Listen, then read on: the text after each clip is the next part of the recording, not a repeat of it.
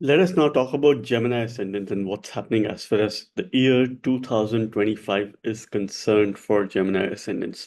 The year 2025 is the year of Mars or Mangal because the sum of it is number 9, that is ruled by Mars, which is your sixth and the 11th Lord. In this unique video, I'm going to talk about three key transits that are happening in the year 2025, which will have an impact on everyone because these transits really trigger events. Life events are triggered by these transits, and of course, it activates cyclic energies, it activates certain houses, and based on these important transits, I'm going to talk about how the year looks like for you as far as the outlook is concerned, some of the time periods and months that you have to take care of, and at the same time, what you could expect, what are certain remedies for you as far as Gemini ascendant is concerned. So, year 2025, there were quite heavy energies in your ninth house, 10th house, and the 11th house. And then Jupiter made a transit in your 12th house. So 2023, 2024, 9, 10th, 11th, 12th houses were pretty much active. As far as Saturn's transit is concerned, Rahu's transit is concerned, Jupiter's transit is concerned. Okay, so this is what I'm going to talk about in this video. The three key transits, Saturn, Jupiter, and Rahu and Ketu. So Saturn is going to be entering the sign of Pisces towards the end of March. And this particular transit really encourages you as far as career advancement is concerned. So it will make you responsible towards your job, towards your career. It will push your limits as far as work is concerned. See, Saturn is the significator of labor. And when the power of labor is making a transit in your 10th house, so this is a remarkable time that will not come for the next 30 years.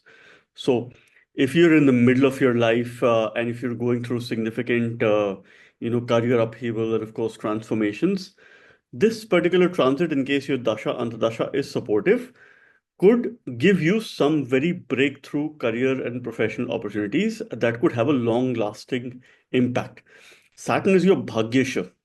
It also rules your eighth house, which is the house of longevity, which is the house of suddenness, sudden ups and downs. But at the same time, it is the lord of your fortune. It is your bhagyesha. It is your ninth lord. And when it is making a transit in the 10th house, it is one of the most powerful Raj yogas in transit, which is the Dharma Karma Yoga. Wherein at the same time, the co-ninth lord Rahu is also making a transit in the ninth house that is going to happen sometime in May. So your 9 and 3 axis, the axis of journeys, will also be pretty much active as far as from a cyclical point of view is concerned. So your 8th and ninth lord is making a transit in the 10th house. So what does this mean for you?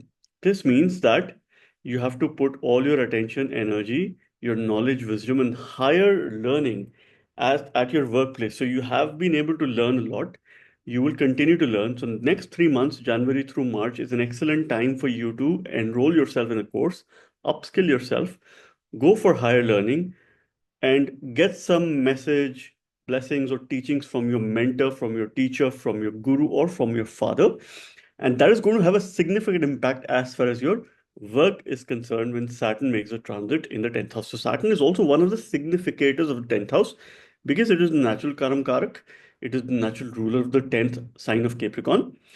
And at the workplace, it represents labor. So it represents all the hard tasks, all the hard duties, all the things that we do on a day-to-day basis, where the power of labor is involved. This Saturn is going to be aspecting your 12th house by its third special aspect. So the third special aspect that Saturn has is the aspect of growth. It is the Upachaya aspect. This will increase your spiritual quotient and, of course, make you walk cautious steps towards self actualization, towards self realization. So, self reflection is the key, self discovery is the key. So, the more you understand yourself as far as your workplace is concerned, your strengths, your opportunity areas, things that you're good at, and how you can build on your strengths would be the key factor in determining your success. So, your expenses would need some sort of curtailment during this time, right? Because that could increase. So, you could have growth in your expenditure. If you incur expenditure on good deeds, on good things, on dharma, on religion, on, of course, spiritual purposes, that is good for you, on your family. But if these expenditure are for, of course, illegitimate means, and at the same time, certain ambiguous things in your life, and at the same time, your impulsive decision making as far as buying is concerned, as far as purchasing is concerned, this could, of course, could be difficult for you. So you have to curtail your expenditure. You have to focus on saving more. Saturn will also be aspecting your fourth house by its seventh aspect, which is a mere 50% drishti. For those people who are wanting to settle outside of the homeland, this could be a potentially favorable time to get you some sort of permanent residency. Because the fourth house is your home, 10th house is opposite from the fourth house. So we also see movement on a permanent basis as far as 10th house is concerned, which is shifting away from your home. Okay, because it is the opposite from your fourth house.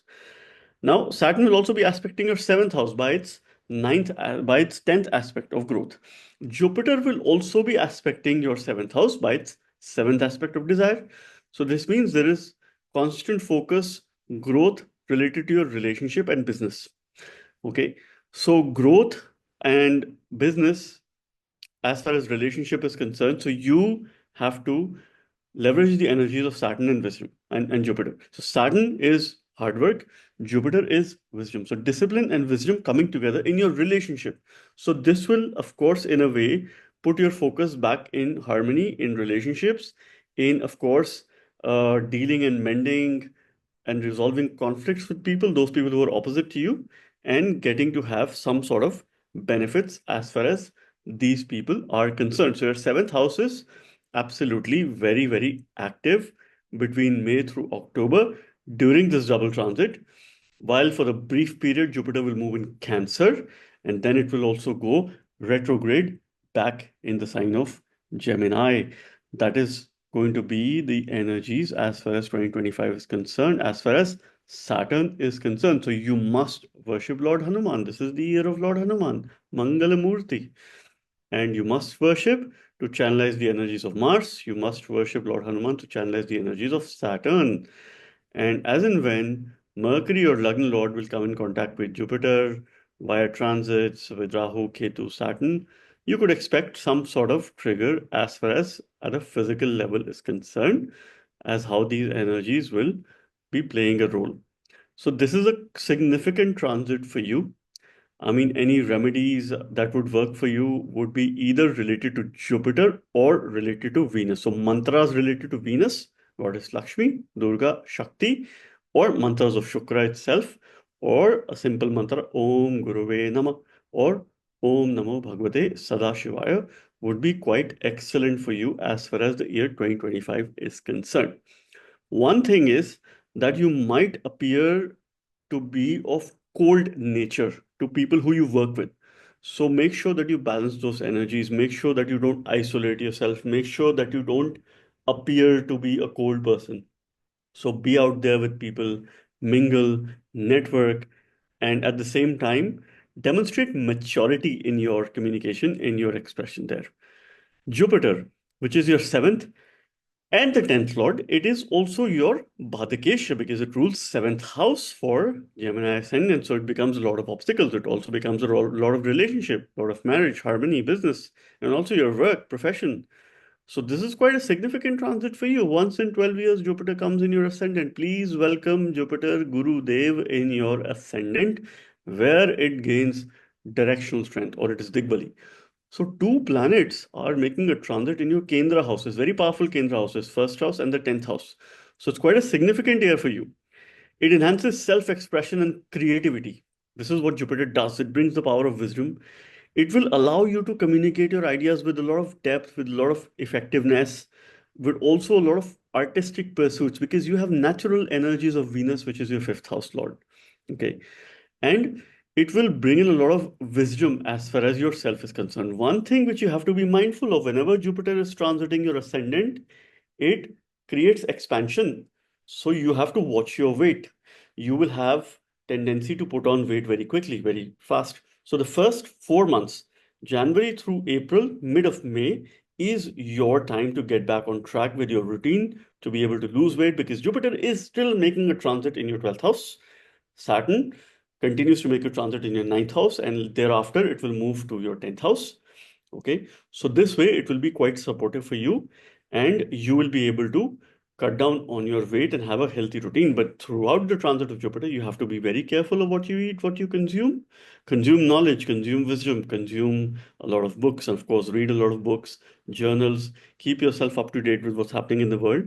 This could be quite a optimum time for you to increase your knowledge, to increase your wisdom, and of course, leverage the power of Jupiter. Your 10th Lord making a transit in your ascendant is a Simhasana Yoga in transit. Workplace success growth is quite favorable.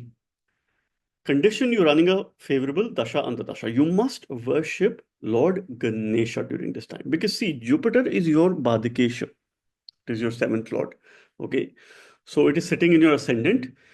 We call Gemini. Gemini is mapped to Lord Ganesha's name, which is Krishna Pingakshay.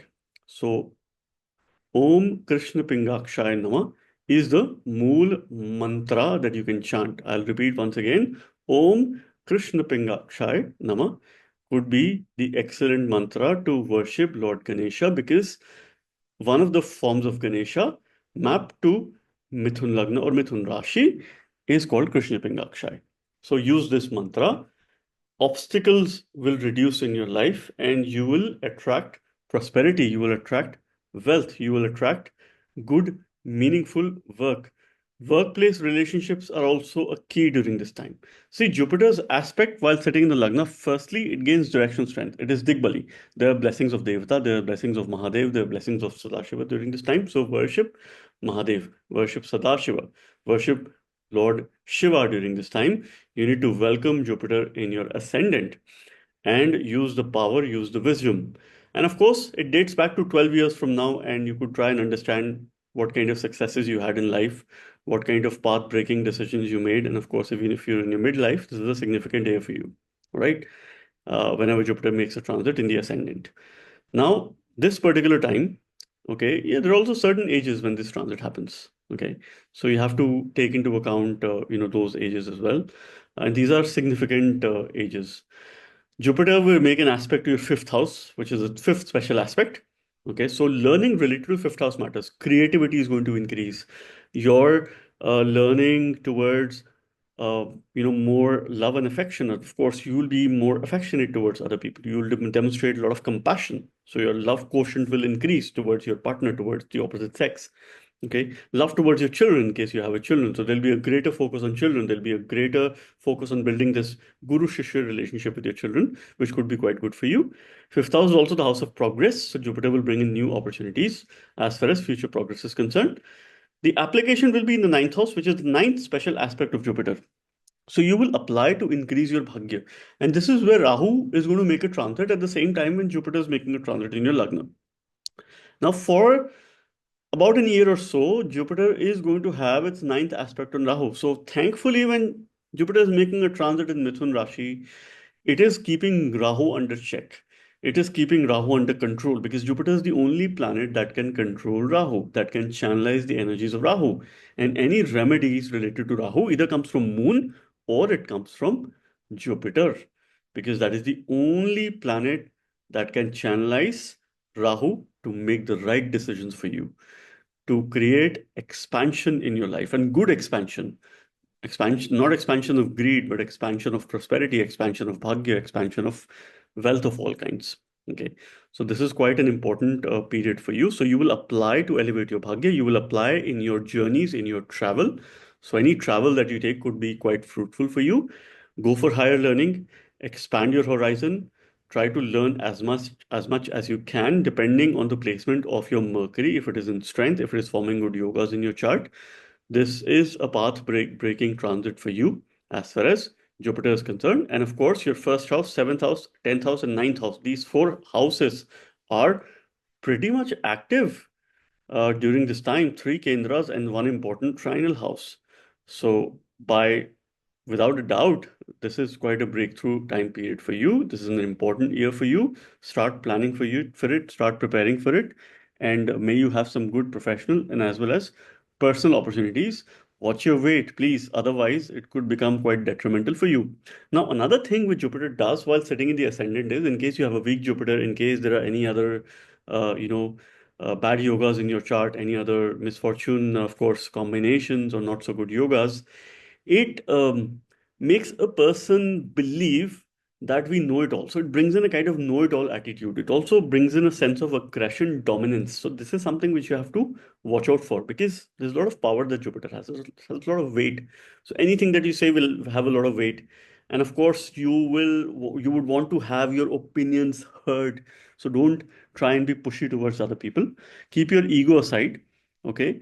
Try and stay grounded, because this is how Jupiter will work best for you. And do not let the power of knowledge increase your ego for bad. All right. This is something which you have to take care of during this time. Rahu and Ketu will be making a transit in Aquarius and Leo. So your ninth and 3 axis is pretty active during this time, which signifies journey, start of a journey, go on spiritual trips.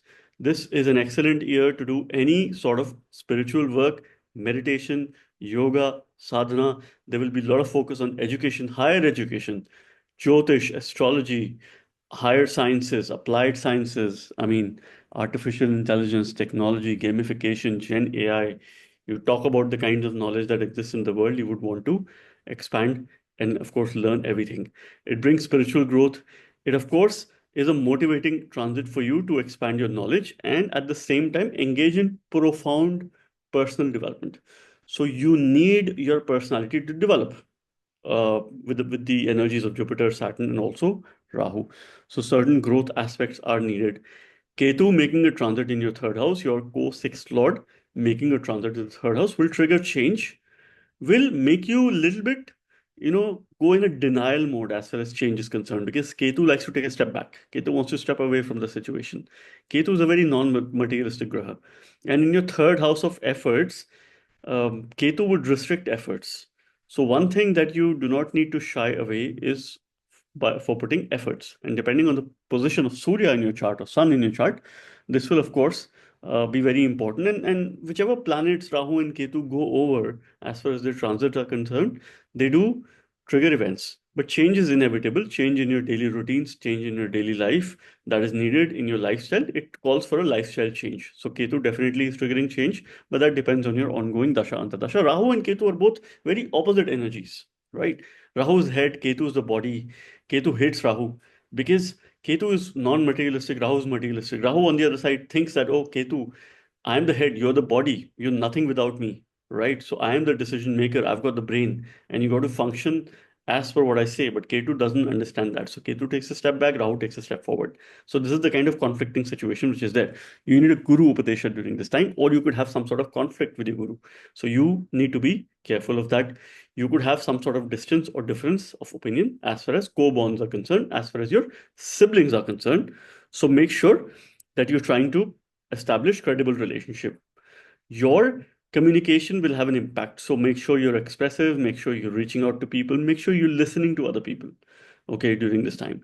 And of course, it will trigger journeys, it will trigger foreign travel, it will trigger both long as well as short distance travel as well as journeys. And you could start something new in case your dasha antardasha is supportive, because the axis of journeys is pretty much active all throughout the year for you.